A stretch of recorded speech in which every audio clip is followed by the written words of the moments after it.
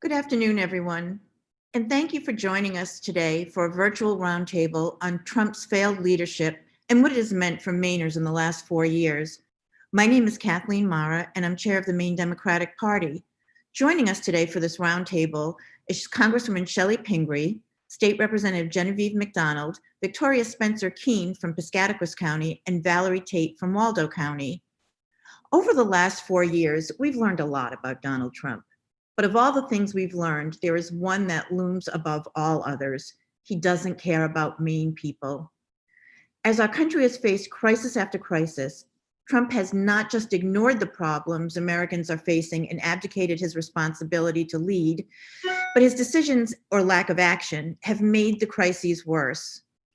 Although Trump's failed leadership has been disastrous on nearly every issue, his failures on the pandemic, COVID-19, and reckless trade wars with China have been particularly harmful for Mainers. Today, we'll hear from Mainers who will speak about how Trump's failure on each of these issues has affected their lives. First, I want to turn it over to Congresswoman Chellie Pingree. Congresswoman Pingree has spent the last 4 years in Washington doing everything she can to hold Trump accountable for his failed leadership and can tell us just how significant those failures have been for the country and for our state. Congresswoman, the floor is yours. Thank you so much. Thank you, Kathleen. I'm so pleased to be on this call with so many wonderful people and looking forward to hearing what everyone has to say. Look, I spend a little time watching the president at his rallies. He is very fond of saying promises made, promises kept. You know, I don't think we've ever had a president that's kept fewer promises or made more. Let's just go through a few of them. You know, he promised us that there would be a beautiful healthcare plan, that he would switch us over to this wonderful healthcare plan. Well, I've been in Congress every year. They've never put anything in front of us. And when they do, it's just a big stack of empty paper. But he is going to the United States Supreme Court right after this election to try to take our healthcare plan away. If they're successful, that will take healthcare away from 105,000 Mainers. It will bring back the donut hole. That means seniors will have to pay more for their prescription drugs. And he doesn't have a plan to cover pre-existing conditions. And that will affect 130 million people in this country and probably more with the pandemic. You know, he says we're going to have these beautiful trade deals with China. I've been following the one about farmers. And I heard him say the other night, you know, we've given farmers $28 billion to get through the loss of sales of soybeans and other crops to China. And he said, oh, China's paying it all. China's paying it all. Just like he said Mexico would pay for the wall. But, you know, in fact, none of that is true. China doesn't pay for that. That's money that's borrowed. That's money that comes from the United States Department of Agriculture. That's our tax dollars money. And what's going to happen when these trade wars don't work? We have an honest to goodness lobster fisherman on this call. She can talk about the damage that he's done to our lobster industry. You know, he says he's going to have beautiful clean air and clean water. But I serve on the committee that oversees the EPA, and he has systematically destroyed one regulation after another, and he denies climate change. In fact, he said in California, science doesn't know. Well, we know he doesn't believe in science because he's mishandled the pandemic like no president ever could. Now that we know he knew right in the early days of the pandemic how dangerous this was, that it was spread through the air, the idea that he has mismanaged it, he hasn't gotten the supplies to people, he doesn't adequately make sure we have the testing and tracing, and he openly makes fun of people who use masks, which is one of our best techniques to make sure that we don't have the spread, and now it's on the rise again. He's promised that he will fund all these things. We got one bill through early in the pandemic, but as everyone's watched, there's this back and forth. He twitters late in the night and says, I'm not negotiating with the House anymore. And then the next day he says, oh, I want a bigger bill than ever, but he won't come to an agreement. Most of all, he won't give any funding to the state and local governments that are really suffering and will continue to suffer, as well as our small businesses, our healthcare systems, our schools that need to stay open. So one thing after another, he makes a promise, he talks big, none of it's true, and he never follows through on any of his promises. So the most important thing people can do is go and vote.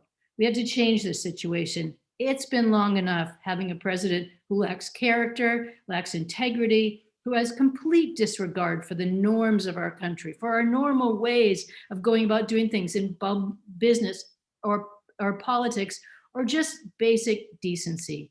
And of course, he has destroyed our country's economy. He's hurt the health of our people. We can't last much longer. We have to have a big change on November 3rd. And I am looking forward to that day. And I know that everybody is going to get out and vote. Thank you. Thank you so much, Congresswoman Pingree. Next, I'd like to welcome Victoria Spencer Keene. Victoria lives in Piscataquis County and is eligible to access health care as a result of the Affordable Care Act, but she could lose her access to health insurance if the law is overturned. Victoria, thank you so much for joining us. Hi. I'm not really great at public speaking, so just bear with me.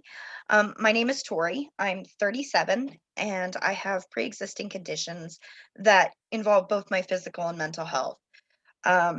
In early 2017, I was injured, but because I have no health insurance and I had none at the time, I also lived in South Carolina, which never really completely embraced the ACA. Funds for free healthcare were low. Funds for any type of healthcare help was low.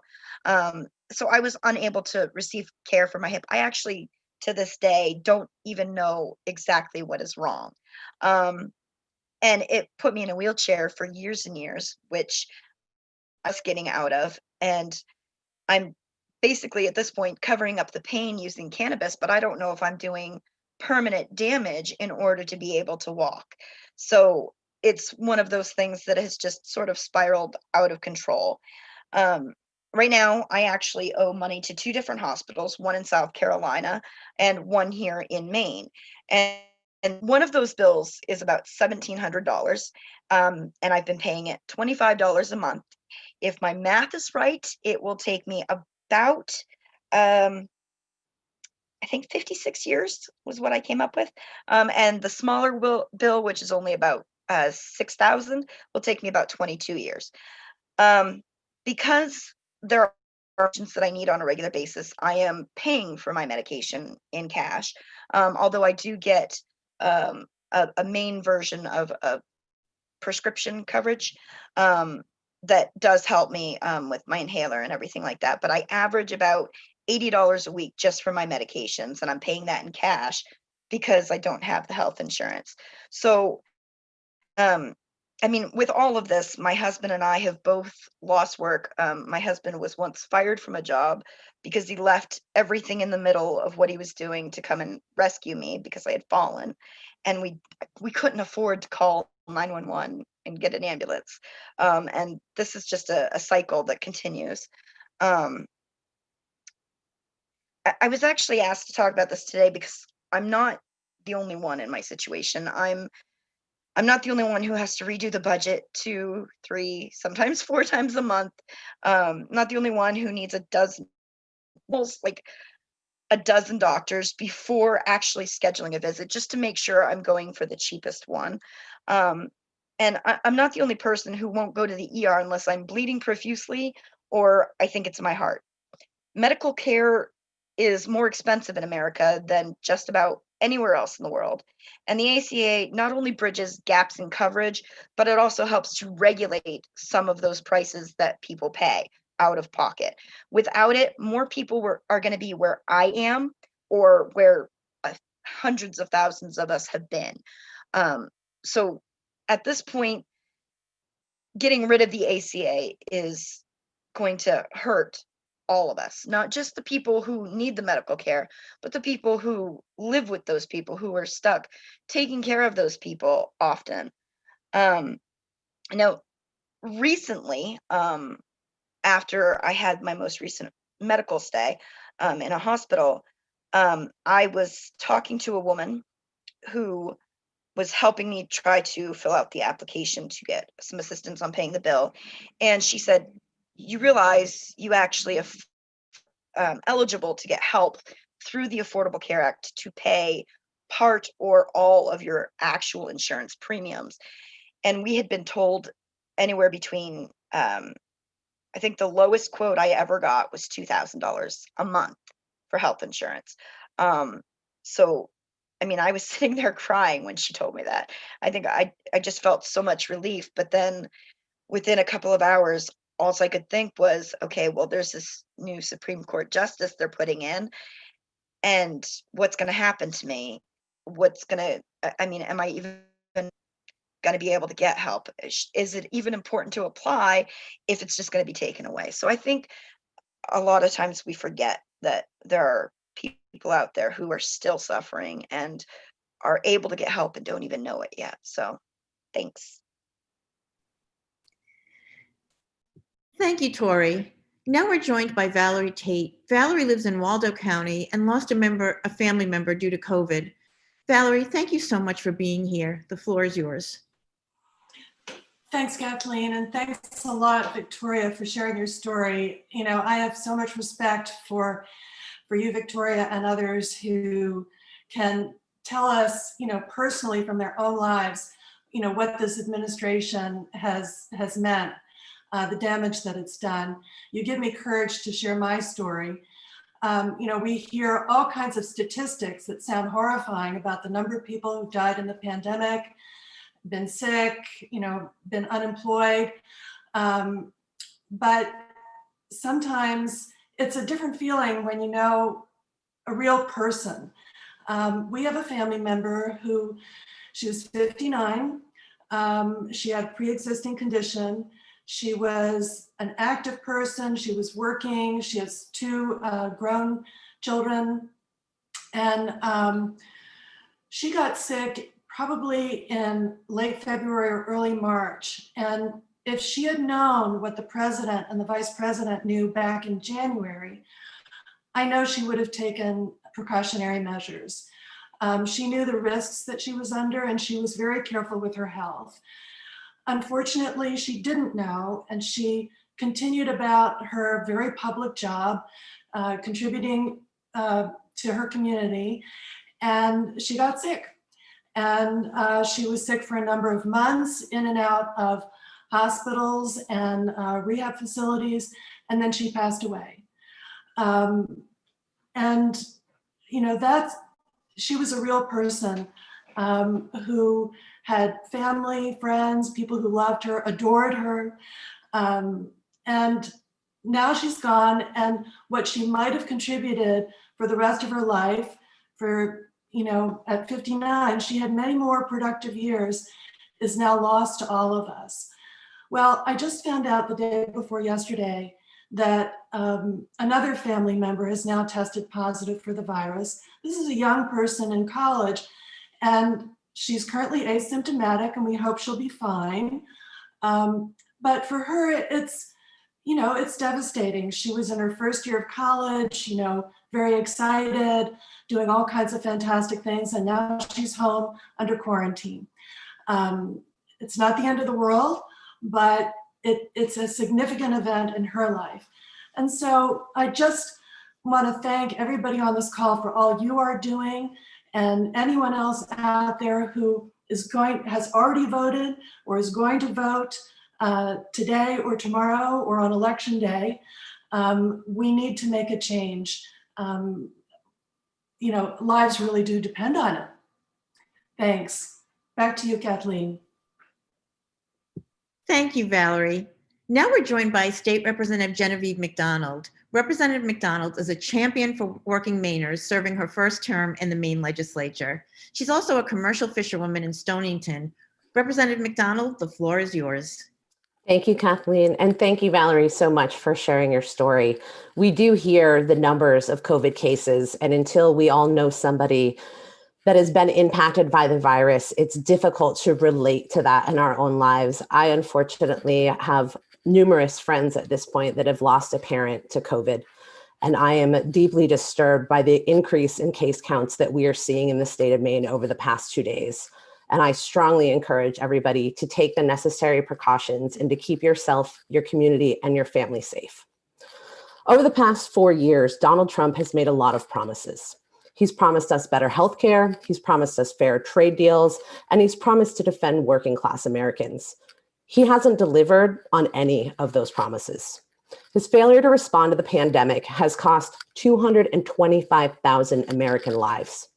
Despite years of claiming to have a plan for healthcare, his threats to eliminate the ACA will leave 100,000 Mainers at risk of losing their healthcare.